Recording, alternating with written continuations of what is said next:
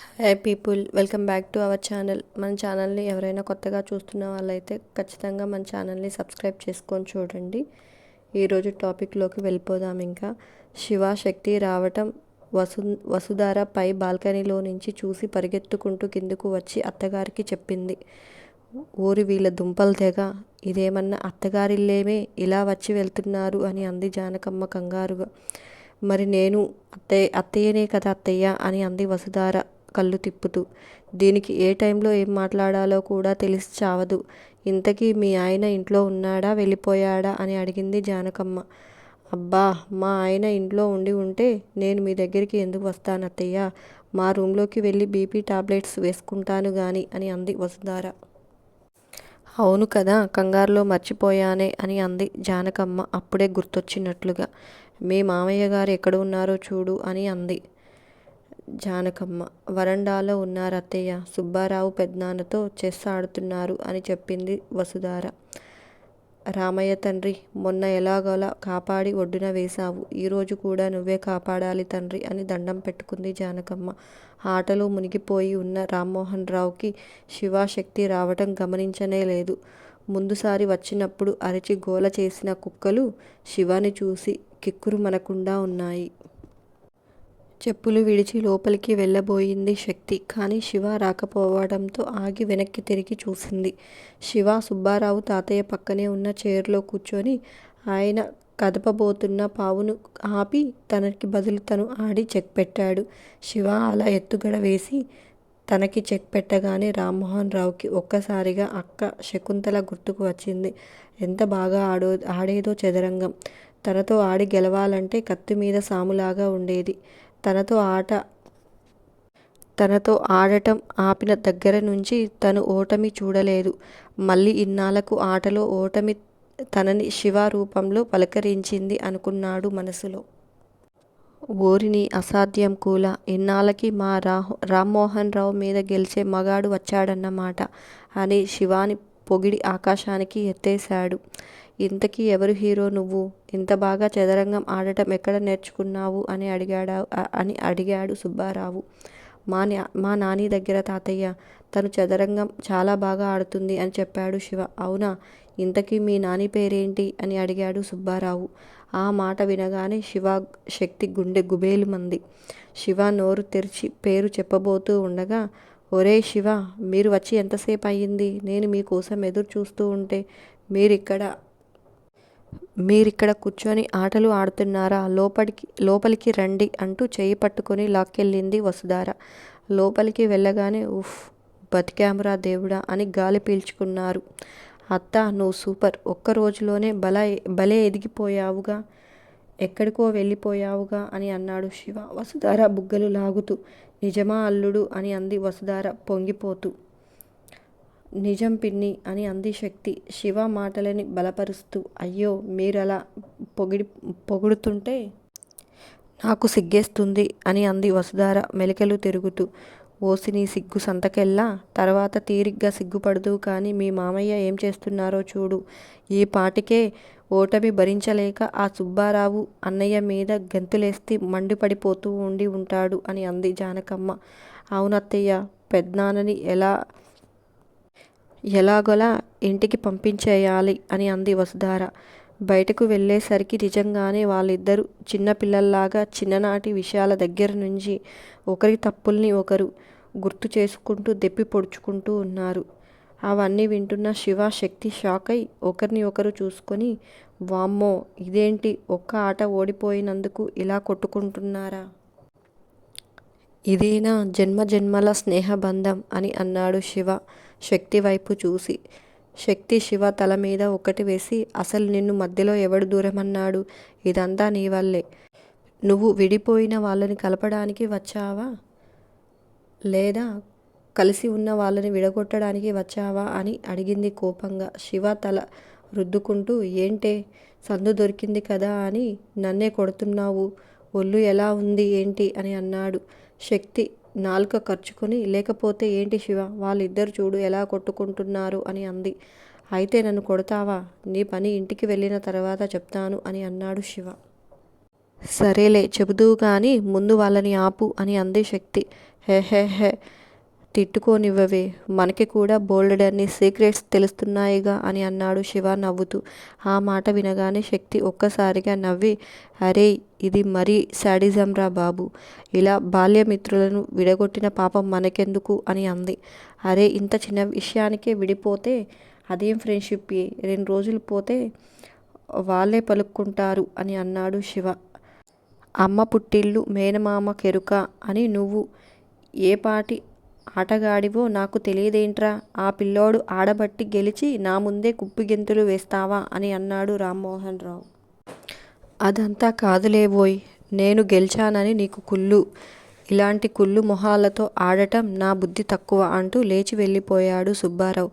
పోరా పో, నువ్వు నువ్వు వెళ్ళిపోతే నీ వెనుక వచ్చి బ్రతిమిలాడతాను అనుకుంటున్నావా, రేపు నువ్వే చచ్చినట్లు నా దగ్గరికి వస్తావు అంటూ ఇంట్లోకి వస్తూ గుమ్మానికి అటు నిలబడి తొంగి చూస్తున్న శివ శక్తులను చూశాడు రామ్మోహన్ రావు. అనుకోకుండా వచ్చి తనని ఆటలో ఓడించినందుకు శివ మీద గుర్రుగా ఉన్నాడాయన. కాలేజీకి వెళ్లకుండా ఈ టైంలో ఇక్కడికి వచ్చి ఏం చేస్తున్నారు అని అడిగాడు రామ్మోహన్ రావు కోపంగా. మామయ్య, అది మా అల్లుడు భార్యకి వంట చేయడం రాదంట. మా వదినకు నా వంటలంటే ఇష్టం, అందుకే కోడలికి వంట నేర్పించమని నిన్న నాకు ఫోన్ చేస్తే సరే అన్నాను అని అంది వసుంధర. అవును తాతయ్య, వంట నేర్చుకొని ఆదర్శ గృహిణి అని మా అత్తగారితో అనిపించుకోవాలనేదే నా జీవితాశయంగా పెట్టుకున్నాను. మీకు ఇష్టం లేకపోతే చెప్పండి, నా ఆశయాన్ని త్యాగం చేసి ఏ పని నేర్చుకోకుండా జీవితాన్ని ఇలా గడిపేస్తానులే తాతయ్య అని అంది శక్తి భారంగా. అది విన్న రామ్మోహన్ రావు, అక్కర్లేదులే, అదేదో త్వరగా నేర్చుకొని ఇంట్లో వాళ్ళకి చక్కగా వండి పెట్టు అని అంటూ, వంట నేర్చుకునేది మీ ఆవిడైతే నువ్వెందుకు తనకి తోకలాగా, కాలేజీ మానేసి ఎగ్జామ్స్ తప్పి రేపు ఎలా బతుకుతావు, పెళ్ళాం పిల్లల్ని ఎలా పోషిస్తావు, గడ్డాలు మీసాలు రాగానే ప్రేమలు అని పెళ్ళిళ్ళు అని తిరగగానే సరిపోదు, ప్రేమలు తిండి పెట్టవు, ఉద్యోగం సద్యోగం లేకుండా పెళ్లి చేసుకొని రేపు పిల్లల్ని కంటే నీకు నీ పెళ్ళానికి పిల్లలకి తిండి ఎవడు పెడతారు, వాళ్ళని కూడా మీ అమ్మా నాన్నలే పోషించాలా, అలా కూర్చొని వాళ్ళ మీద పడి తినడానికి సిగ్గుండక్కర్లా అని అన్నాడు రామ్మోహన్ రావు కోపంగా. ఆ మాటలు వింటున్న శక్తికి భయం వేసింది, శివకి కోపం వస్తే ఏం చేస్తాడో అని. కానీ శివ మాత్రం చిన్నగా నవ్వి, చాలా బాగా చెప్పారు తాతయ్య, ప్రేమ తిండి పెట్టదు, చదువుకొని ఒక పొజిషన్కి వెళ్ళి సెటిల్ అవ్వాలి, కానీ అప్పటి వరకు దీని అమ్మా బాబు ఊరుకుంటారా, ఆల్రెడీ దీనికి ఎంగేజ్మెంట్ ఫిక్స్ చేశారు, అందుకే హడావిడిగా వెళ్ళి పెళ్లి చేసుకున్నాను, ఇంట్లో వాళ్ళని ఎలాగోలా ఒప్పించుకుందాము అని. ఇంకా చదువు అంటారా, నేను కాలేజ్ టాపర్ని, 4 రోజులు కాలేజీకి వెళ్ళకపోయినా పర్వాలేదులే, ఒకవేళ నాకు చదువు అబ్బకపోయినా నేనేం బాధపడను, నాకు 100 ఎకరాల పైనే పొలం ఉంది, నా పెళ్ళాం పిల్లల్ని అమ్మా నాన్నల్ని పువ్వుల్లో పెట్టి చూసుకుంటాను అని అన్నాడు. ఆ మాట వినగానే ఆయన శివ వైపు ఆశ్చర్యంగా చూశారు. జానకమ్మ మనసులో మురిసిపోతూ దిష్టి తీసి వేళ్ళు విరుచుకుంటుంది. శక్తి చాలా ప్రేమగా శక్తి వైపు చూసింది. ఆయన ఏం మాట్లాడకుండా పై కండువా వేసుకొని, జానకి నేను పొలం దాకా వెళ్ళి వస్తాను అని బయటకు వెళ్ళారు. ఆయన అటు వెళ్ళగానే జానకమ్మ శివాని ముద్దు చేస్తూ, బంగారం, నువ్వు రాజావి నాన్న, ఎక్కడున్నా రాజాలాగా బ్రతుకుతావు అని కిచెన్లోకి వెళ్ళి ఏవేవో తెచ్చి పెట్టింది. మొన్న వచ్చినప్పుడు ఇల్లు చూపించలేదు అని ఇద్దరికీ ఇల్లంతా చూపించింది. శక్తి ఒక దగ్గర ఆగిపోయి అలాగే చూస్తూ నిలబడింది. జానకమ్మ శక్తి వైపు చూసి, అది పెద్ద తాతయ్య గారిది, ఆయన దాని మీద ఎవరి చెయ్యిని పడించేవారు కాదు, ఒక్క రజనీది తప్ప.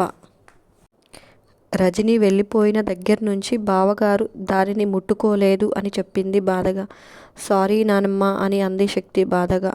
శివ కూడా చాలా బాధపడ్డాడు. మీరు సారీ చెప్పడం ఎందుకు బంగారం, మీరేం చేశారని అని అంది జానకమ్మ కళ్ళు నీళ్ళ తుడుచుకుంటూ. అన్నట్లు చెప్పడం మర్చిపోయాను, పెద్ద తాతయ్య అమ్మమ్మ వస్తున్నారా అని చెప్పింది జానకమ్మ. ఎప్పుడు అమ్మమ్మ అన్నాడు శివ. 2-3 రోజుల్లో వచ్చేస్తారు నాన్న అని అంది జానకమ్మ. తాతయ్యకు మేము నచ్చుతామా, మమ్మల్ని దగ్గరకు తీసుకుంటారా అని అడిగాడు శివ. నువ్వు ఎవరికి నచ్చకుండా ఉంటావు బంగారం, కానీ రజనీ అంటే బావగారికి పంచప్రాణాలు.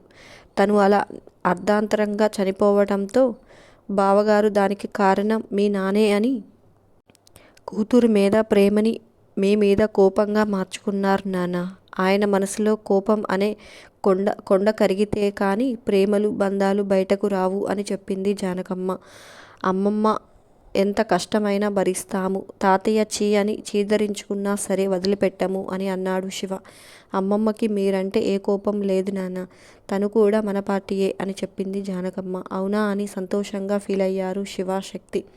అవునమ్మమ్మ. మామయ్యకి ఎంతమంది పిల్లలు, ఎక్కడ చదువుతున్నారు అని అడిగాడు శివ. ఒక అమ్మాయి, ఒక అబ్బాయి శివ.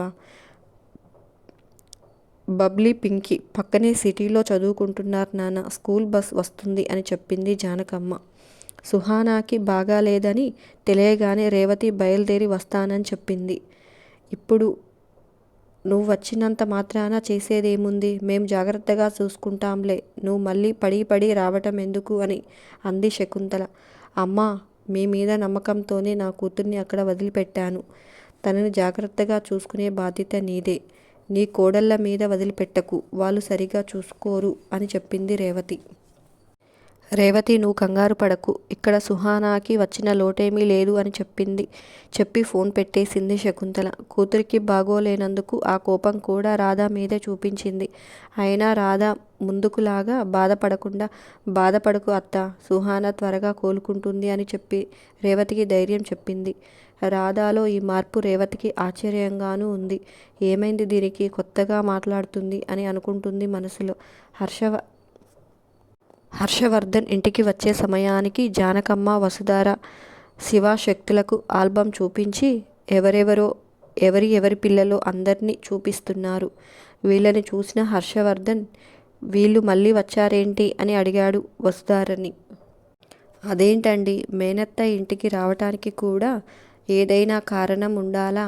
నన్ను చూడడానికి మా వాళ్ళు వచ్చే స్వతంత్రం కూడా లేదా నాకు ఈ ఇంట్లో అంటూ వసుధార నోటికి వచ్చిందల్లా మాట్లాడి కళ్ళ నీళ్లు పెట్టుకుంటూ హర్షవర్ధన్కి ఆలోచించుకునే టైం కూడా ఇవ్వలేదు. అరే, ఇప్పుడు నేనేమన్నానని అలా ఏడ్చి శోకండాలు పెడుతున్నావే? నేను మీ వాళ్ళని రావద్దని ఎప్పుడు అన్నాను అని అన్నాడు హర్షవర్ధన్. అయితే ఇంకెప్పుడు అలా మాట్లాడను అని ఒట్టేయండి అని అంది వసుధార చెయ్యి ముందుకు చాపి. అసలు తను ఏమన్నాడో తెలియకపోయినా వసుధార చేతిలో చేయి వేశాడు హర్షవర్ధన్. శివ, శక్తి వెళ్ళే వరకు వీళ్ళు వాళ్ళని పట్టించుకోకపోవటం పిలుస్తుంటే ఏదో మొక్కుబడిగా వచ్చి వెళ్ళడం గమనిస్తూనే ఉన్నారు హర్షవర్ధన్, రామ్మోహన్ రావు. సుహానాని ఇంటికి పంపించడంతో చూడడానికి తన గదిలోకి వెళ్ళింది శక్తి.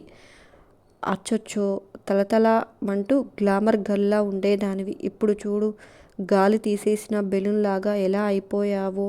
నిన్ను ఇలా చూస్తుంటే నా గుండె చెరువైపోతుంది అని అంది శక్తి. అది చూసిన సుహానా, ఆపుతావా నీ ఓవర్ యాక్షన్? నాకు ఇలా అయినందుకు నీకు లోపల పండగలా ఉంది, నాకు తెలుసు అని అంది కోపంగా. హెహెహే, తెలిసిపోయిందా అంటూ సాగదీసింది శక్తి.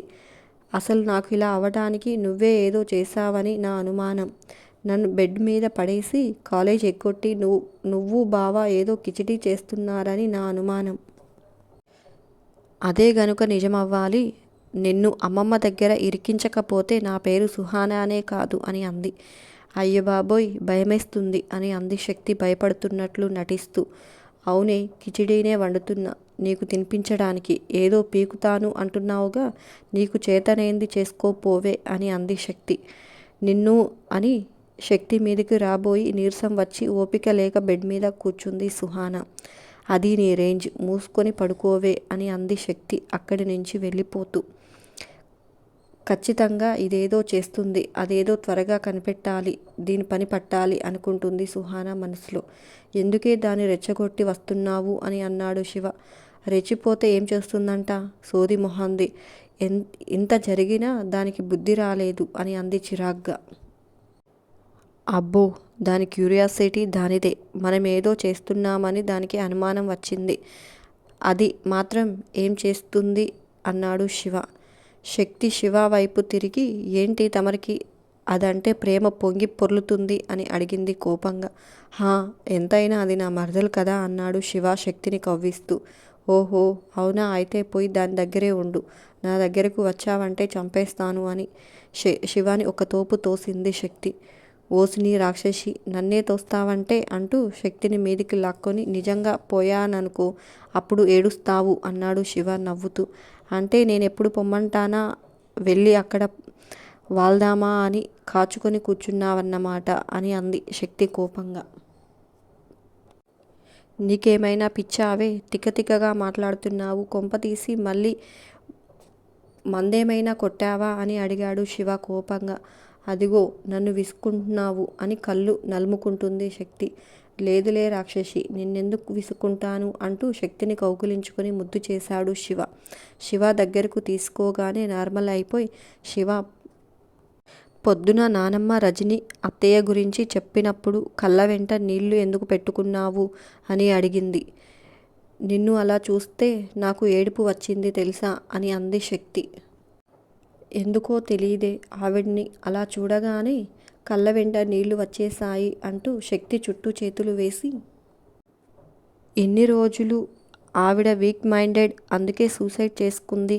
ఇందులో మా డాడీ తప్పేముంది, వాళ్ళు మా డాడీని అనడానికి అనుకునేవాడిని, కానీ మొట్టమొదటిసారిగా ఈరోజు వాళ్ళు ఏం పోగొట్టుకున్నారో నా మనసుకి అర్థమయ్యింది. వాళ్ళ బాధ కోపంగా మారిపోయింది, అది కరిగించడం అంత తేలిక కాదు అని అర్థమయ్యింది అన్నాడు శివ బాధగా. అవును శివ, తేలికైతే కాదు కానీ అసాధ్యం కూడా కాదు శివ, ప్రయత్నిస్తే ఫలితం దక్కుతుంది అని అని అంది శివ చేతిలో తన చేతి వేళ్ళు వేసి. తప్పకుండా ప్రయత్నిద్దాం అంటూ, రేపు ఇంటికి వెళ్ళడం కంటే ముందు స్కూల్కి వెళ్ళి బబ్లీ పింకీని కలుద్దామే అని అన్నాడు శివ. ఎందుకు శివ అని అడిగింది శక్తి. వాళ్ళని ఎత్తుకొచ్చేద్దాం అని అన్నాడు శివ. అంతేనండి ఈ రోజుటికి వీడియో. నచ్చిందా? నచ్చితే ఎలా ఉందో కామెంట్స్లో చెప్పడం మర్చిపోకండి. మరొక టాపిక్తో మీ ముందుకు వస్తాను. అంతవరకు బాయ్ బాయ్.